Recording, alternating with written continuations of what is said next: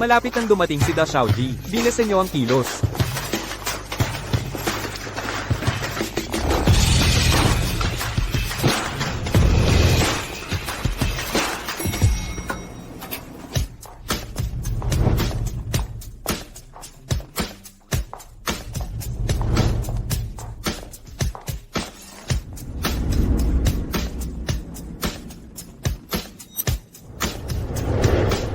Magandang araw, Da Xiaoji. Ate Zhao, si President, at ang may-ari ng International Fish House. Si Tom ay malapit nang dumating. CJ, sumama kayo sa akin para salubungin sila sa labas. Opo. Opo. Sino yan?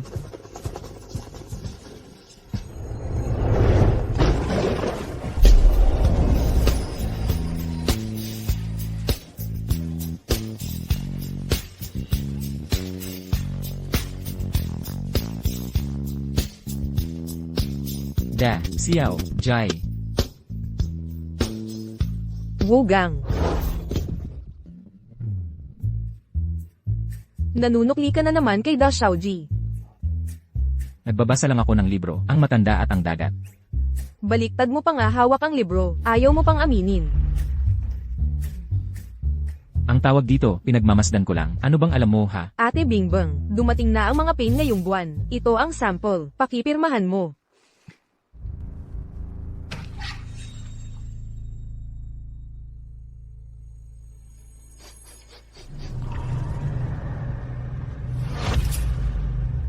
Wugang, anong ginagawa mo?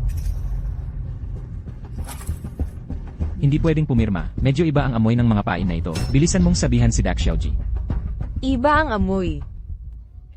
Sige, alam ko na, hindi kaya. May gusto ka kay Da Xiaoji, kaya naghahanap ka lang ng dahilan para makalapit. Gangzi, yung acting mo, malapit ka na talagang mag-level sa mga professional na artista. Pero sa tingin mo ba, karapat-dapat ka kay Da Xiaoji? Tama, kung hindi dahil kay Da Xiaoji 3 taon na ang nakalipas. Matagal ka nang naging pagkain ng mga isda, ngayon pa, nangangarap ka pang makuha ang isang prinsesa. Ako. Tama na, ang gusto ni Da Xiaoji. Yung parang bayani na tinatawag na yashen, yung kayang magdala ng karangalan sa bansa. Ikaw, isang utility lang, ni hindi ka marunong mangisda, tigilan mo na ang kahibangan mo. Ewan ko lang. Yushen lang naman yun. Ano bang meron sa kanya? Anong sinabi mo? Baliw ka na ba, Wugang? Pati ganyang klaseng salita, lakas ng loob mong sabihin. Andyan na si Zhang Xiao. Ate Bingbang, andyan na si Zhang Xiao. Ayan na naman si Zhang Xiao, siguradong maghahanap na naman ng gulo. Siguradong si Zhang Yu lang ang nagpadala sa kanya. Ngayon si President Zhao, kasama si Mr. Tang mo ng International Fish Restaurant, dadating para mag-inspeksyon at mag-invest. Kulang na nga talaga ang tao para mag-accompany sa pangingisda. Ano nang gagawin natin ngayon?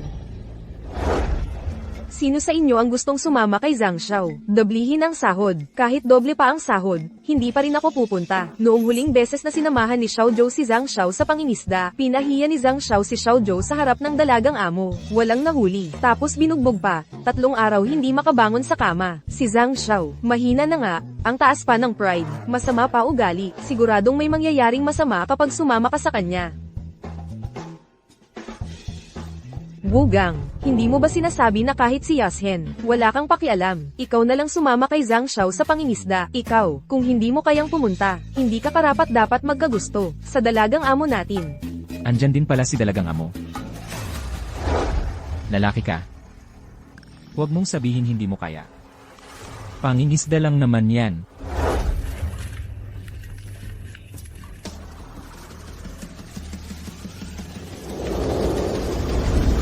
Ako. Pupunta ako, babalik din agad. Sir, handa na po ang 3 malalakas na eksperto.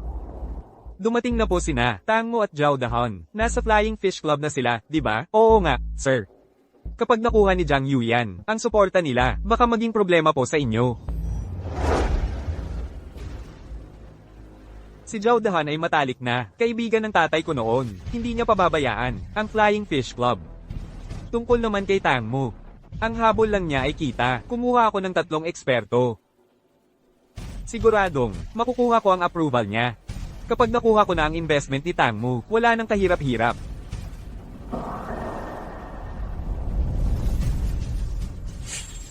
Zhang Yu yan. Handa ka na bang lumipat?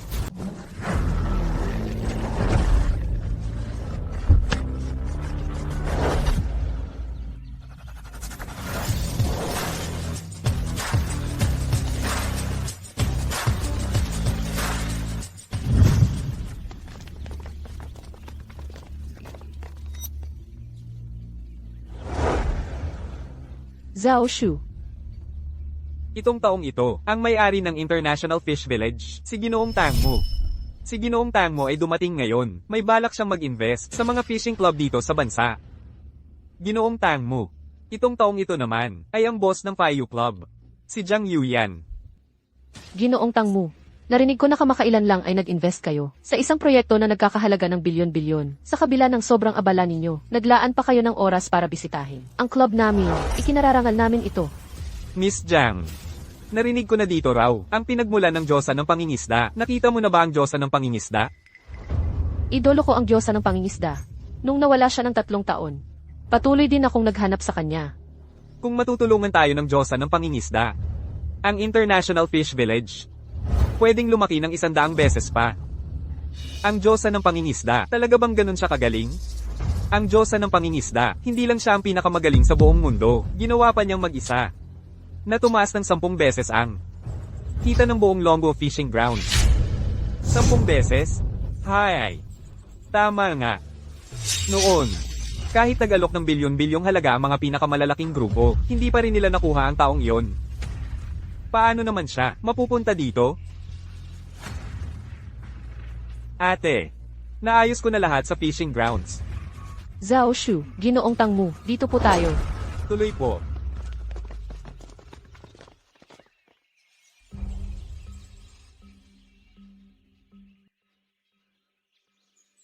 Yuyan. Ayos ang pamamalakad mo sa fishing grounds mo ah. Uy, miss.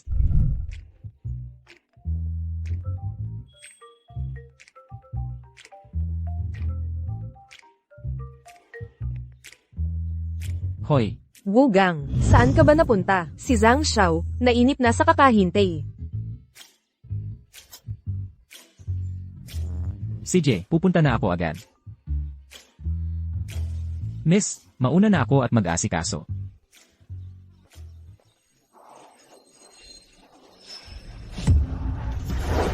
Ito ang Diyosa ng Pangingisda. Ginoong Tangmo. Ano po ang sinabi ninyo? Yung tao kanina, kamukha niya talaga si Yashen.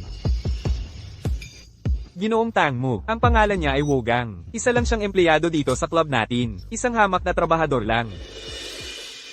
Ginoong Tangmu. Totoo pong si Wugang ay tao natin dito sa club. Baka po sobrang miss niyo na si Yoshin. Kaya po kayo napagkamalan lang. Baka nga nagkamali lang talaga ako.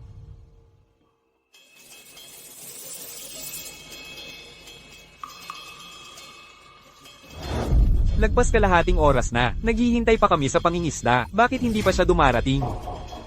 Parating na.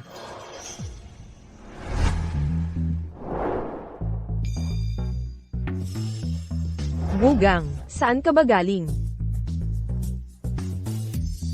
Ako, kumuha lang ako ng pain para sa isda. Itong dala ko. High-tech ito sa pangingisda. Samahan mo ng maayos si Zhang Xiao sa pangingisda. Tutulong muna ako kay Daddy. Bulati, ito ba yung sinasabi mong high-tech?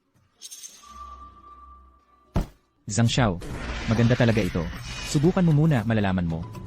Sa ganitong sobrang lamig, gamitin ang natural na paint sa pangingisda. Feeling mo talaga ikaw si Yashen, ano?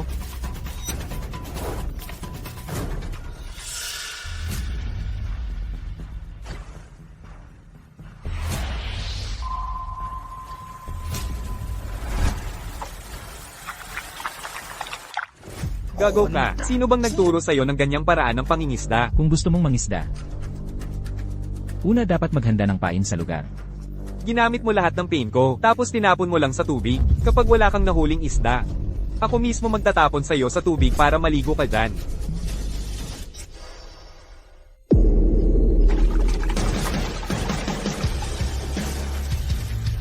Tawag mo bang pain yan? Hindi naman tanga ang isda. Kung magaling ka, hulihin mo nga ang isda.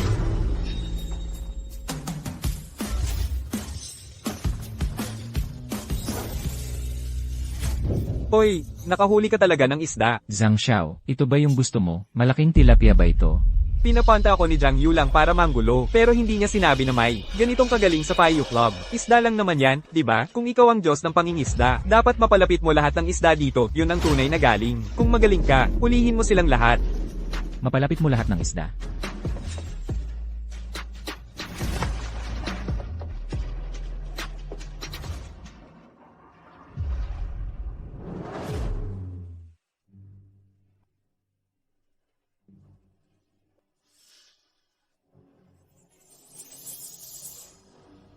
Ayoko namang isda.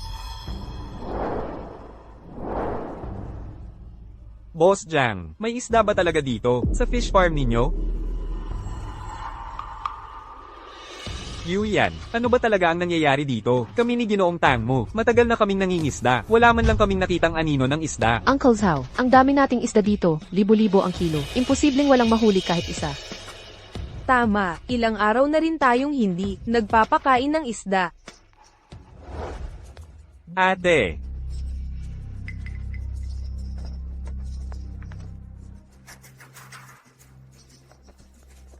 Yuyan, ilang beses ko na bang sinabi sa'yo, ang customer ay parang Diyos. Sa pag-manage ng club, dapat buong puso kang magtrabaho. Magandang araw, Tito Zhao. Ginoong Tang mo. Pasensya na po kung hindi maganda ang pag-asikaso ng bunso namin. Nakakahiya po talaga. Jiang Yu lang, anong ginagawa mo dito?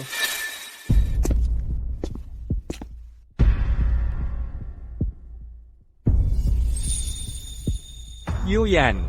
Okay lang kung ayaw mo sa akin. Pero si Tito Zhao at si Ginoong Tang mo ay mga importanteng bisita. Bakit mo naman binigyan sila ng expired na pagkain ng isda para mag-fishing? Expired. May problema talaga itong pagkain ng isda. Jiang Yu lang, matagal lang inampo ng tatay ko siya. Pero para lang saktan ako, nagagawa mong pabayaan ang kapakanan ng club. Sa ginagawa mo, hindi mo ba siya nilalagay sa kahihiyan? Ikaw ang hindi marunong pumili ng tao, kaya nagulo mo. Ang fish pond. Ang fish pond. Ngayon, ni isang isda, walang mahuli. Ikaw ang nagpapahiya kay Papa, hindi ako. Isda. Ang dami-daming isda. Parang dumagsa lahat ng isda. Tunay ka talagang Diyos ng pangingisda. Tara, bilasan natin, tingnan natin doon. Ginoong Tang mo, sopas, ito, ano ba talaga ang nangyari dito? Dalagang pangunahing, sa grupo ni Zhang Xiao, kulang sila sa tao. Pinapanta ko si Wogang doon. Tung walang silbing tao na puro abala lang. Tung walang silbing tao na puro abala lang. Walang dahilan. Ang daming kaguluhan na ginawa. Akala mo ba ang club natin? Hindi pa sapat ang gulo? Napay ka na si Ginoong Tang mo. Kahit sino sa inyo. Lahat tayo damay. Uncle Zhao, ipapahanap ko agad. Yung batang yun, ipahuli ko. Susunod po ako sa utos nyo. Ginoong Tang mo. Pasensya na po, Ginoong Tang mo. Tingnan natin kung paano mo aayusin to. Ako. Naku, patay. Sigurado si Wugang ang may kagagawan. Nang ingay na yon, dahil dyan, hindi nakahuli ng isda si Ginoong Tang mo. Lalo pang lumala ang gulo. Kasalanan talaga ni Wogang, walang silbi. Nagpumilit pang magaling sa pangingisda. Ngayon, pati tayo, damay sa problema niya.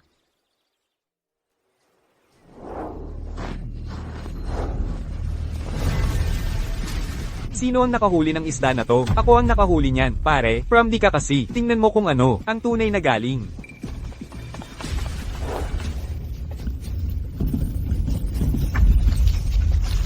Ang dami naman ito. Zhao Weichang. Tabi dyan, huwag kang hamarang sa daan. Walang galang ka. Ito po si Mr. Tang Mo, mula sa International Fish House. Ay, Mr. Tang Mo.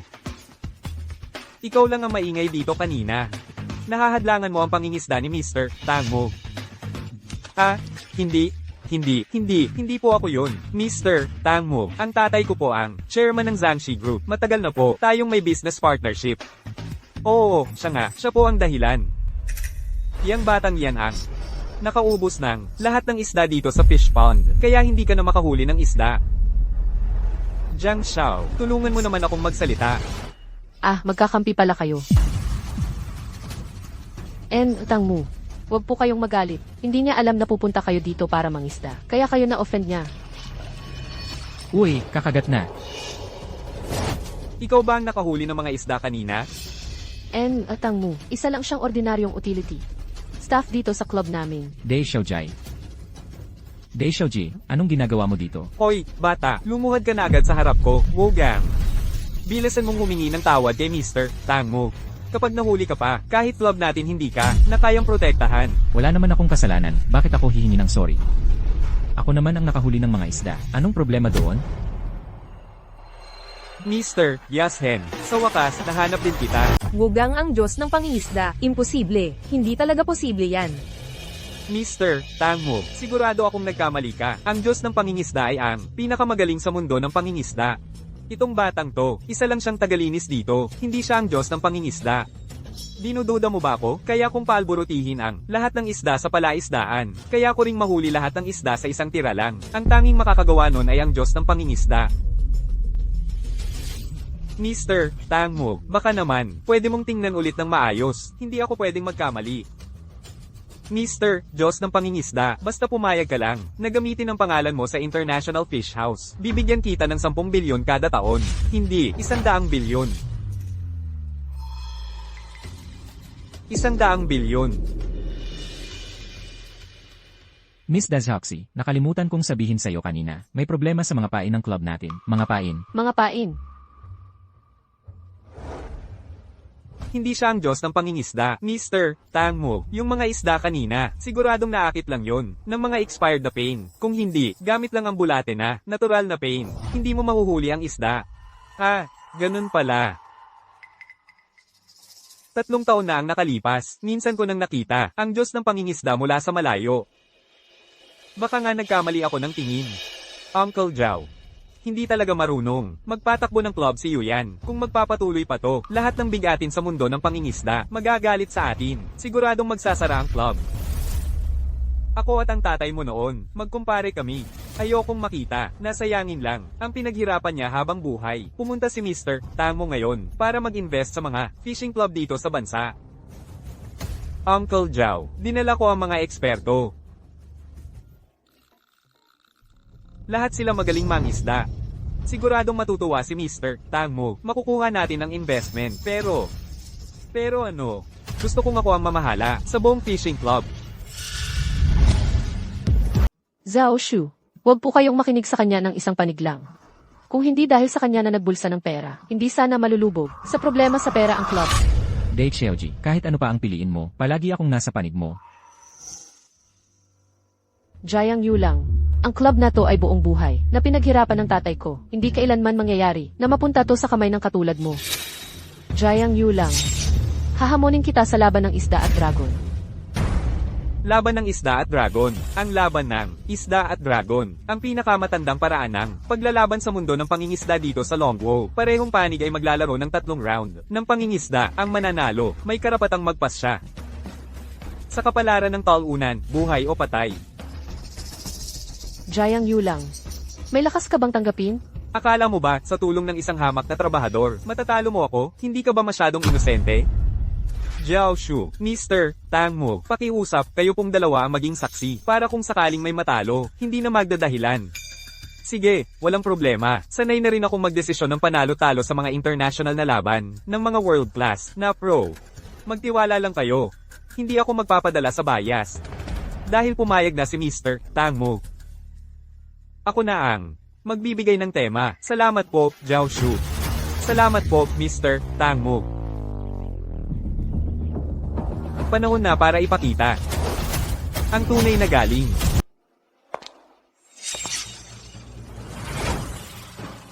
Ipinapahayag ko ang laban ng isda at dragon. Ngayon, opisyal nang magsisimula. Sa buong bansa, ang pinakamabilis ang panalo sa pangingisda. Sa round na ito, bilis ang labanan. Kung sino ang unang makahuli ng isda, siya ang panalo. Ako si Hikiyang mula Bashu. Ikinagagalak kitang makilala. Ang apelyido namin sa Bashu ay He. Ang hari ng isda ng Dushiang, si Hidadi. Ano ang relasyon mo sa kanya? Si Hidadi ang lolo ko. Ano?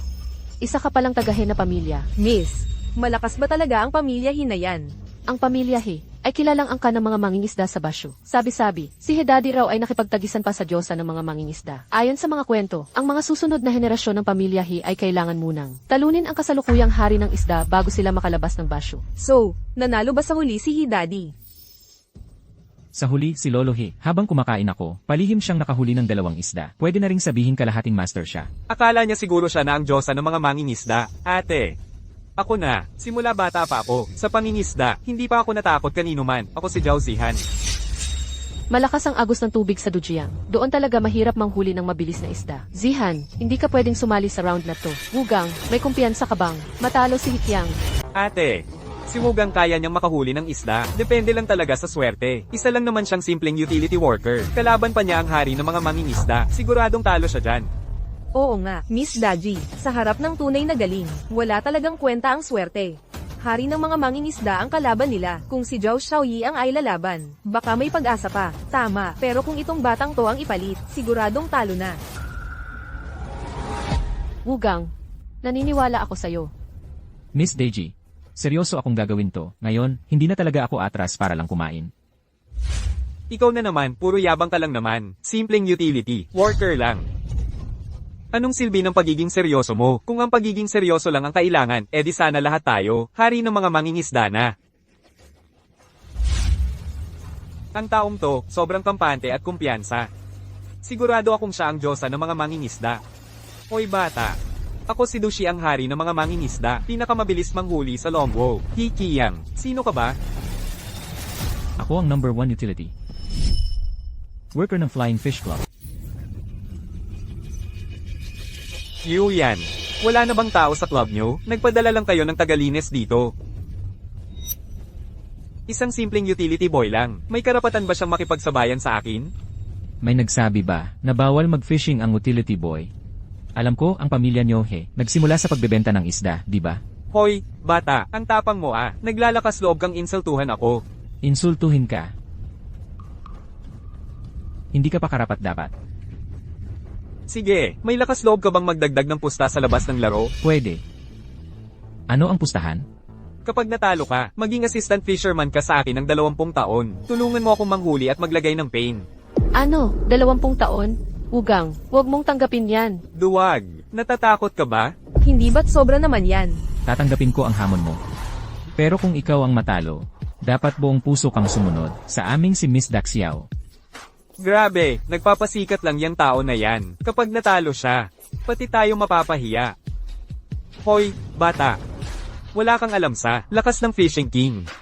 Ngayon, ipapakita ko sa'yo kung gaano kagaling ang fishing technique ng pamilya He. Gusto ko ngang makita kung gaano kalayo ang agwat nitong apo sa lolo niya. Bastos ka. Tingnan natin kung hanggang saan ang tapang ng bibig mo. Tama na, ipinapahayag ko, opisyal nang, magsisimula ang unang round ng laban.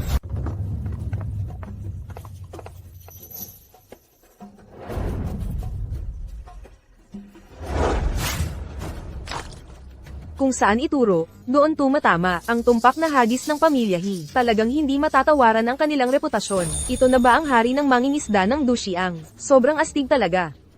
Ganitong klase, parang pambata lang. Ang Diyos ng pangingisda, 3 taon pa lang, marunong na ng ganito. Ano bang ginagawa ng lalaking yan? Yung iba, may nahuli na. Bakit siya, hindi pa rin nagbabato ng pain? Sabi ko na nga ba, hindi uubra ang batang yan. Isang lalaki lang na tagalinis. Nagpapanggap pa, ano ba yan? Tapos na, tapos na. Siguradong talo na tayo rito. Itong lalaking to, mukhang natulala na sa takot. Yung kalaban, nagsimula ng maghakot ng isda, pero siya, hindi pa rin nagbababa ng pain. Baka naman binayaran na, nagpapanggap lang na natalo. Yuyan. Nanalo ako sa unang laban. Maghanda ka ng mabuti sa susunod. Ang batang yan, matigas ang ulo. Maghanda ka na, magiging tagatulong ko sa pangingisda. Ate, alam ko na talagang hindi mapagkakatiwalaan ang inutil na yan. Sa susunod na 2 laban, ako na lang ang lalaban. Panalo na to. Akala ko pa naman, may matinding sikreto ang batang to. Yun pala, ni hindi nga makapagbaba ng pain.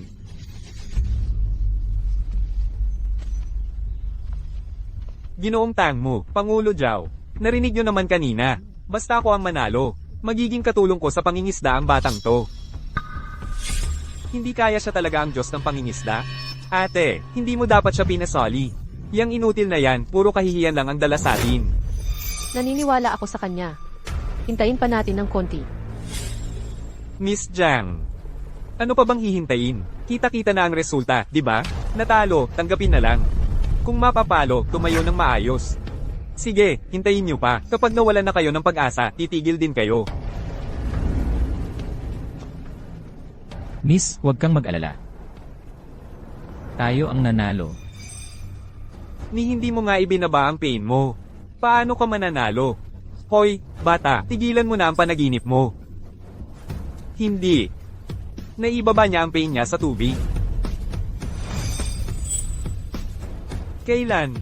Habang sumasalo ka ng isda. Ano? Anong espesyal sa pagbaba ng pain? May nahuli ka na ba? Sino nagsabing wala akong nahuling isda? Totoong may nahuli siyang isda. Ang inutil na to. Hindi ko akalain siya talaga ang nanalo. Hindi. Imposible to. Kahit mabilis ka pa, hindi mo magagawang. Ang isda na mismo ang mag-aalis ng kawil. Parang kidlat ang pagbitaw ng kawil. Pagbitaw, siguradong may isda. Ikaw, sino ka ba talaga? Mr. Tangmo, tingnan mong mabuti. Itong tao na to, simpleng tagalinis lang yan. Kung bakit siya nakahuli ng isda, swerte lang talaga yan. Uncle Jow, Mr. Tangmo, ganito kaliit na isda, kasali ba talaga yan? Jayang Yulang. Ang labang to ay paramihan ng mahuling isda. Kung sino ang mas mabilis makahuli, siya ang panalo. Uncle Zhao, and Tangmu. Paki-announce na po ang resulta ng laban. Tama si Yuyan. Ang unang round ay paramihan ng huling isda, Wogang. Mas mabilis ka sa pagbitaw at pagbawi ng kawil kaysa kay Hikiyang. Ia-announce ko na. Ang unang laban.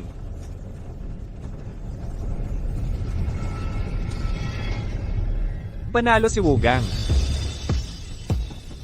Sige, sunod naman, mag-uusap muna kami ni Mr. Tangmo tungkol sa ikalawang round. Mr. Tangmo, tere po.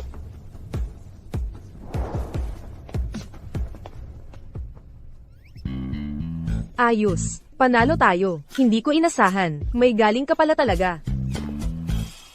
Ugang, salamat sa pagod mo. Salamat. Daxiaoji, sabi ko naman sa'yo, tutulungan kita. Swerte lang, nakahuli ng maliit na isda, akala mo naman, ang galing-galing mo na. Siguro natulala ka na sa kaba, ano?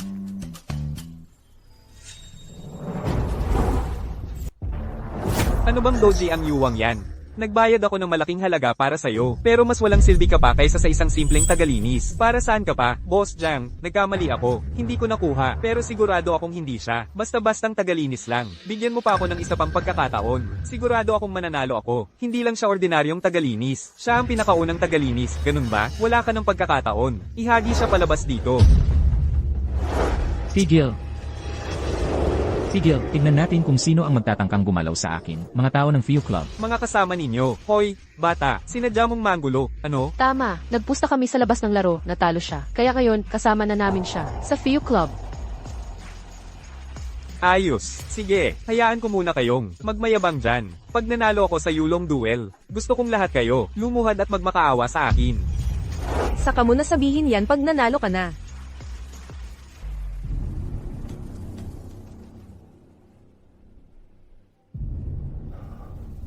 Sino ka ba talaga?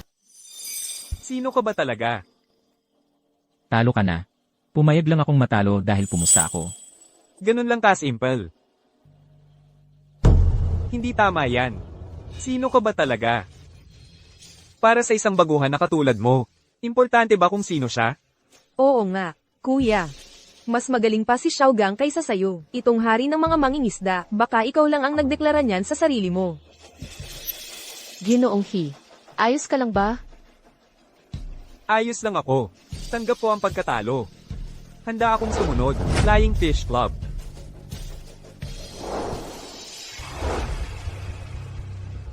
Sa mundo ng pangingisda, ang tiyaga lang ang hindi natitinag. Pangalawang laban. Sa loob ng isang insenso. Kung sino ang makahuli ng mas malaki, siya ang panalo. Boss Jiang, itong pangalawang laban, ako na ang lalaban. Sigurado akong mananalo ako. Mas magaling pa ang tagalinis namin sa palaisdaan kaysa sayo. Gusto mo pang sumali? Itong laban na to, ako na. Manghuli ng malaking isda, ang labanan dito ay lakas ng loob at galing. Ate, labanan ng mga eksperto sa pangingisda. Hayaan mong ako na ang tumapos nito.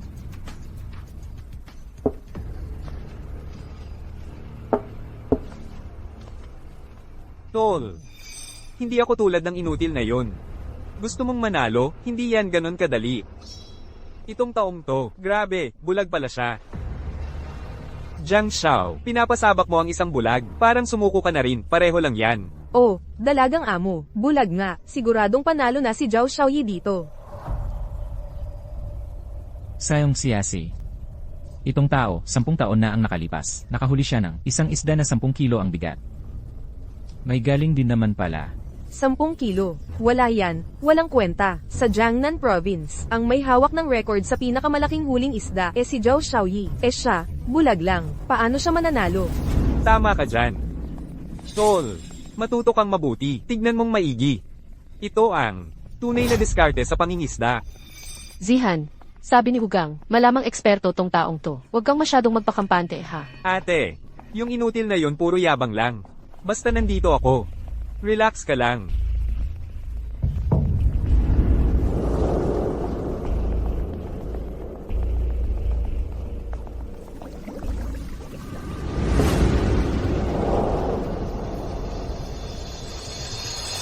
Naalala ko na. Ang pangalan niya ay Xeong Sanming. Tinatawag siyang bulag na mandirigma. Mang Zaya. Grabe, siya pala yun. Mang Zaya. 10 taon na ang nakalipas. Noon, nakipagtagisan siya kay Yushen. Sa tabing dagat ng silangang dagat na ganap ang labanan na iyon. Sa laban na iyon, nakakuha si Yushen ng napakalaking marlin. Itong mangzaya na to, ilang kilo ng malaking isda kaya ang nahuli niya? 10 kilo. 10 kilo lang. Kung nagawa niyang maagaw ang huli mula kay Yushen, ibig sabihin, matindi talaga ang kakayahan ng taong to. Pero, simula nang matalo siya kay Yushen, madalas na niyang gamitin ang lakas ng loob para saktan ang kalaban. Sobrang lupit niya. Hanggang sa, permanente siyang pinagbawalan ng asosasyon ng pangingisda. May lakas ng loob pa pala sa pangingisda. Hindi lang pang-kontrol ng direksyon ng kawilang gamit ng lakas ng loob. Pwede rin itong gamitin para guluhin ang kalaban. Oh, ate, tingnan mo dali, si Zhao Xiaoyi, may nahuli na. Grabe, yung tao na yun, hindi man lang gumalaw mula umpisa hanggang dulo. Panalo na tayo dito, sigurado. Kita mo yan? Ganyan kalakas ang record holder ng pinakamalaking huling isda sa Jiangnan Province.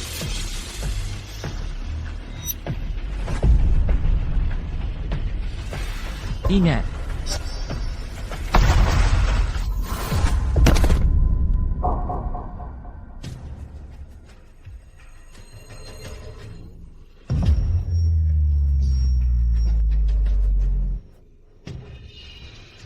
Yushen.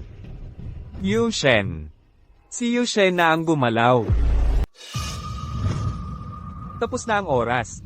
Panalo na ako. Wogang, sinong nagsabi sa yung tawagin ako? Alam mo ba, malapit na akong manalo. Zhao Gongzi, kung hindi lang dahil sa huling round na yon, hindi pa sigurado kung sino ang talo o panalo, di ba? Hindi tama. Yung tunog kanina, ang lakas ng dating. Baka nga totoo, Diyos ng pangingisda yon. Sige, Terra. Anong nangyari? May Diyos ng pangingisda raw na tumulong sa kabila. Kaya nasira ang diskarte ko. Kalokohan yan. Kung totoo ngang may Diyos ng pangingisda na tumutulong sa kanila, bakit ang club nila naging ganito na lang? Wogang, tapos na ang oras ngayon. Alam mo ba, dahil sa'yo, posibleng, matatalo tayo sa laban ng isda at dragon, at matatalo ang buong club natin. Tama na, kung hindi dahil kay Wugang, talo ka na sana.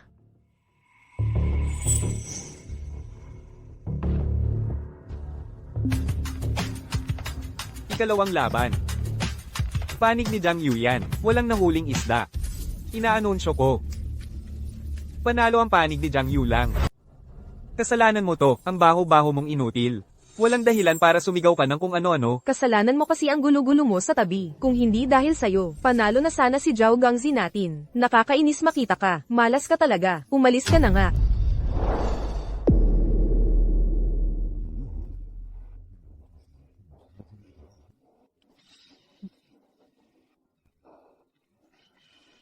Kung mahina ka, huwag mong isisi sa daan. Natalo, tapos isisisi mo sa tagalinis lang? Ano bang silbi niyan? Mga duwag kayo lahat. Sa huling laban, siguradong mananalo ako. Ugang, pasensya ka na, ha? Si Zihan, bata pa pero sikat na, kaya mahirap pa niyang tanggapin. Ako na ang hihingi ng tawad para sa kanya.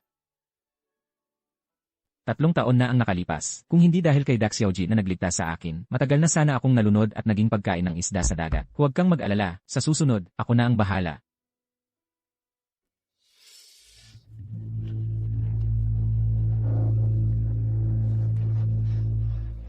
Si Yusha nangingisda. Lahat ng tao ay sama-sama sa kanya. Si Taigong nangingisda. Ang gustong sumama, siya ang nahuhuli. Ang tunay na magaling. Kahit anong isda kaya niyang hulihin. Sa susunod na laban.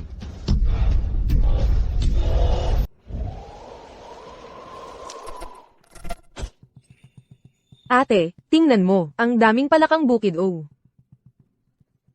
Iya. Hindi ito basta-bastang palakang bukid. Ang tawag dito ay duwolong. Duolong. Ang duwolong ay may swerteng dala ng dragon, pero wala siyang kapalaran ng dragon. Lahat ng makukuha sa pag-aalaga napupunta sa may-ari nito, Mr. Tang Mo. Talagang may klase ka. MM. Ikatlong round na. Sino sa inyo ang pinakamaraming nahuli na duwolong? Siya ang panalo.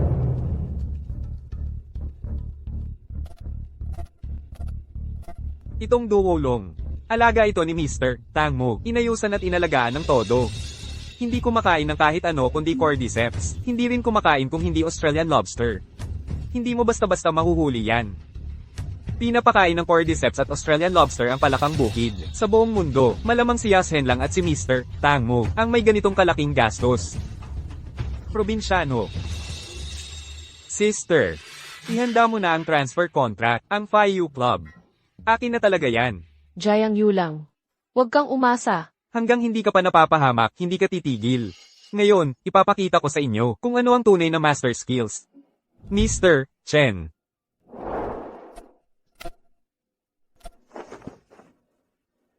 Ako si Chen Xiaodao. Pwede nyo rin akong tawagin. Isa ko pang pangalan, Yashen. Ikaw si Yashen. Ano? Si Jiang Yu lang ba talaga ang nakapag-imbita kay Yashen? Siya si Yoshen. Sino naman ako? At Deji, ikaw, ayos ka lang ba? Mahal kong kapatid, ngayon ka natakot? Huli na. Ginastos ko ang kalahati ng yaman ko para lang maimbitahan si Yashen. Gusto kong makita mismo kung paano ka matatalo. Sabi niya Yashen siya, edi Yashen nga, may ebidensya ba? Si Yoshen ang tunay na hari ng pangingisda. Si Jayang Yulang sa mga ginagawa niya, kahit anong paraan paggamitin, hindi pa rin siya maglalakas loob magpanggap na si Yoshen. Mahal kong kapatid, mas mabuting mag-empake ka na agad. Mamaya, baka wala ka ng oras. Huwag mong asahan. Makita ko lang kumilos si Yoshen. Kahit matalo pa ako. Tatanggapin ko. At Deji, pati si Yoshen natatalo rin minsan. Huwag kang mag-alala, siguradong mananalo tayo. Ginoong Yashen. Sa wakas, nahanap din kita. Ginoong Yashen. Sa wakas, nahanap na rin kita. Ginoong Tang Mo. Nandito lang naman ako sa probinsya ng Jiangnan. Itong 3 taon na ito, hindi ka naman talaga nawala. Nawala? Sino ka ba talaga? Bakit mo kailangang magpanggap bilang Yashen? Hindi nga, pati si Yashen may nagtatangkang magpanggap. Jiang Yu lang, ginastos mo na ang kalahati ng yaman mo. Hindi naman siguro, para lang kumuha ng peke, di ba? Kung peke siya na Yoshen, siguradong alam niya kung nasaan ang totoong Yoshen. Ginoong Tang Mo. Ang nawala ay ang dating Yashen. Ito ang kasalukuyang Yashen. Ang husay niya sa pangingisda, talagang kahanga-hanga. Kasalukuyang Yashen. Totoo ba ang sinasabi mo?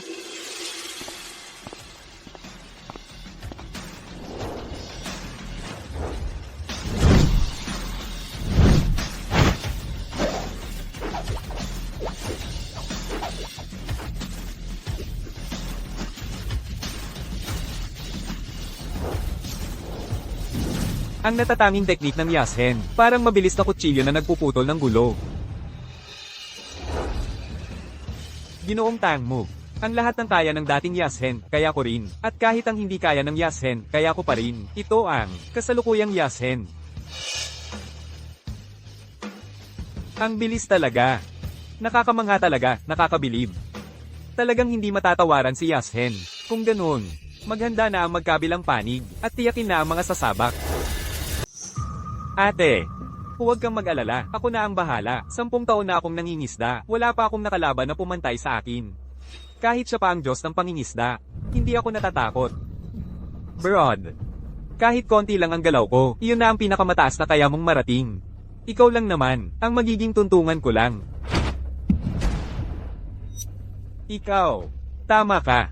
Ang sinasabing henyo, pamamagitan lang iyon para makita ang Diyos. Ikaw. Hintayin niyo ako.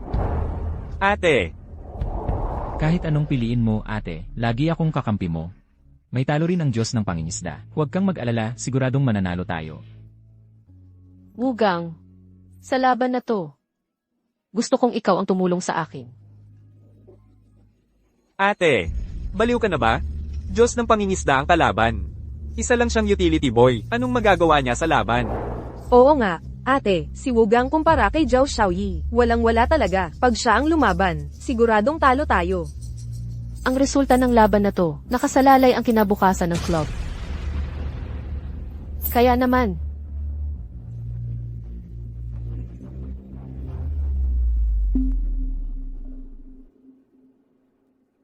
Pumapayag ako, mananalo ako sa laban, yan ang pangako ko. Ngayon, ito ang oras ng araw na pinakaaktibo ang duwolong at pinakamahirap silang mahuli. Ipinapahayag ko na. Ang ikatlong round ng paligsahan ay opisyal nang nagsimula.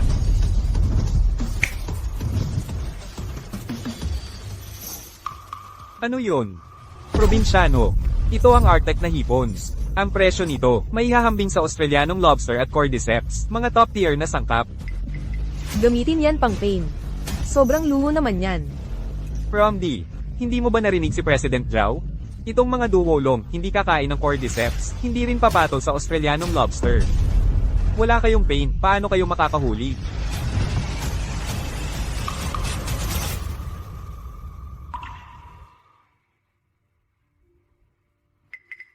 Wugang, pasensya na. Kulang ang oras. Ako, ito lang ang nahanap ko. Ayos lang. Basta tama ang pagkabit ng pain, kahit anong isda mahuhuli mo. Ikaw, janitor ka lang, kailangan mo pa talagang magpakaastig?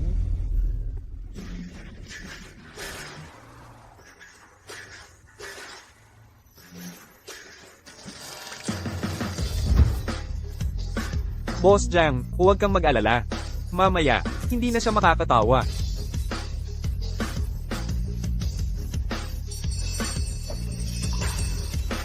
Nakahuli. May nahuli si Wugang.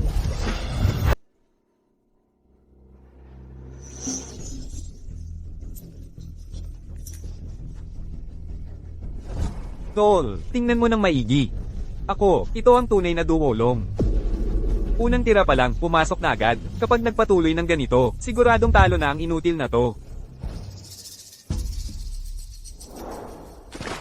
Kasalanan ko talaga lahat. Hindi ako nakahanap ng magandang pain. Huwag kang mag-alala, bunso. Siguradong may iiwan akong isang pwesto para sa'yo. Panglinis ng CR.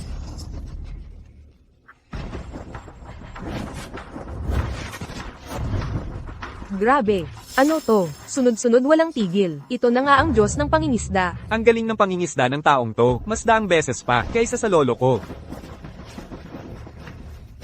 Sobrang tumpak ang pagkakabit ng pain. Ganito dapat ang mabilisang pangingisda.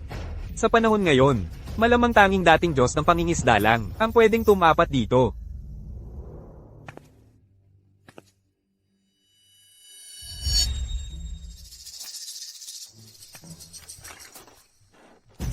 Oh, dalagang amo. Tingnan mo dali. Si Wugang, yung inutil. Ano bang ginagawa niya? Ang dami mong nilagay na fishing line. Baliw na yata talaga ang inutil na to. Yung dami ng fishing line, doble ang hirap. Ang marunong lang gumamit ng ganitong paraan para mangisda. Si Yu Shen lang.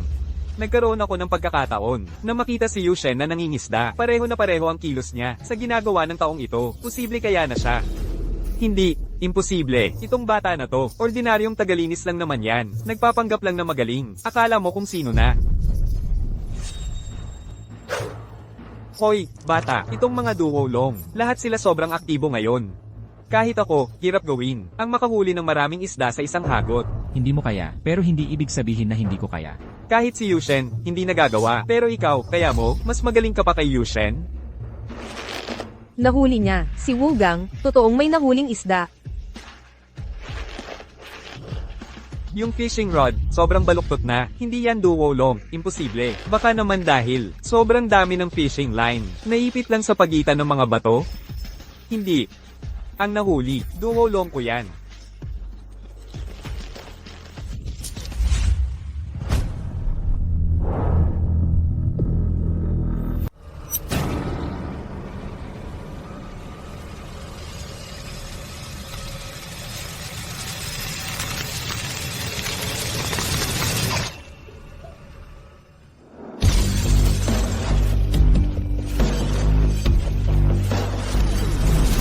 Isang huli, maraming isda. Wugang, tumama ka talaga. Paano nangyari yun? Walang sistema ang mga dalag na to. Paano mo nagawang makahuli ng maraming isda gamit lang ang isang kawit? Hindi yan mga dalag. Yan ang mga alaga ni Ginoong Tangmo. Duolong yan. Mga isda sa loob ng tangke. Lahat sila magkakakilala. Kapag gumalaw ang isa, lahat sila apektado. Ginoong Tangmo, 33 duolong ang inilagay mo. 17 ang nahuli ko. Ginoong Diyosa ng mga mangingisda. Gusto mo pa bang ituloy ang laban? 17. Panalo na tayo. Wugang, salamat sa'yo. Ang talas ng mata mo. At ganyang katalino ang pag-iisip mo. Hindi ka talaga. Basta-bastang trabahador lang. Sino ka ba talaga? Siya ang Diyosa ng mga mangingisda. Siya ang Diyos ng mga mangingisda. Diyos ng mga mangingisda. Paano siya magiging Diyos ng mga mangingisda? Ginoong Tangmo, hindi ba siya ang Diyos ng mga mangingisda? Paano nagkaroon ng dalawang Diyos ng mga mangingisda? Tama. May dalawang Diyos ng mga mangingisda. Dalawang Diyos ng mga mangingisda. Oo. Miss Jiang, kung hindi ako nagkakamali. Itong batang to, dumating din siya 3 taon na ang nakakaraan. Bigla siyang sumulpot sa Flying Fish Club, di ba? 3 taon na ang nakalipas ng pumanaw ang tatay ko. Umuwi ako mula sa abroad. Nakita ko si Wugang na palaging nasa dagat. Nagkatugma na ang lahat. Ang Diyos ng mga mangingisda ay siya rin. Nawala sa laot 3 taon na ang nakaraan. Siya ang nag-iisang Diyos ng mga mangingisda. Wugang, totoo bang ikaw ang Diyos ng mga mangingisda? Imposible. Isa ka lang namang tagalinis dito. Paano ka magiging Diyos ng mga mangingisda? Imposible. Ginoong Diyos ng mga mangingisda. Sa wakas, nahanap na rin kita. Handa ka bang sumali sa International Fish Village? Basta pumayag ka, handa akong ibigay sa'yo 30%. Hindi. 50% ng shares. Diyos ng mga mangingisda. Ako si Chen Xiaodao. Ngayon ko lang nalaman kung gaano kakataas ang level mo sa pangingisda kumpara sa akin. Pakiusap, tanggapin mo akong maging apprentice mo. Kaya pala, simula't simula pa, mali ang tingin ko sa'yo. Diyos ng mga mangingisda. Isa lang palang pangalan yan na walang laman. Ginoong Tangmo, ayos ang Flying Fish Club. Sulit itong pag-investan. Diyos ng mga mangingisda, huwag kang mag-alala. Agad kong ipapasok sa Flying Fish Club ang 10 bilyon. Ipapasok ko agad sa Flying Fish Club ang 10 bilyon. Miss, nadagdagan talaga ng 10 bilyon ang account natin. Tapos na ang lahat.